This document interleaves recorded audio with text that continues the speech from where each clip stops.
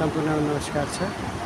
बर्सातको मौसम छ, त्यसैले ठाउँ ठाउँको अवस्था बुझेर यात्रा गर्नु होला, नभए यसरी बर्सातको कारणले बाढी आएर यसरी तपाईहरुको गन्तव्यसम्म पुग्नको लागि समस्या हुन सक्छ।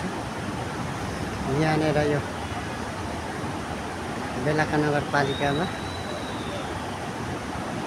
यसरी बाढीको कारणले गर्दाखेरि बाढीको पानी बाढीको बारी यसरी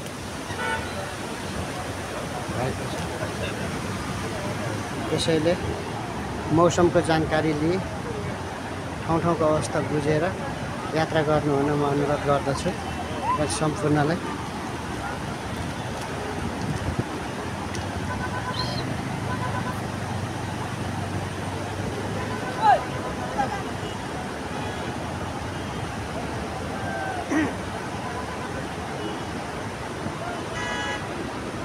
यो गाडी जानु खोजिरहेछ, उताबाट आउन खोजिरहेको छ।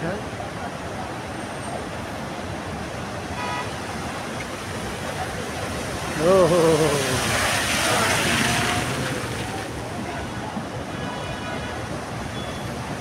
एकदम जोखिमपूर्ण पार्दै हुनुहुन्छ।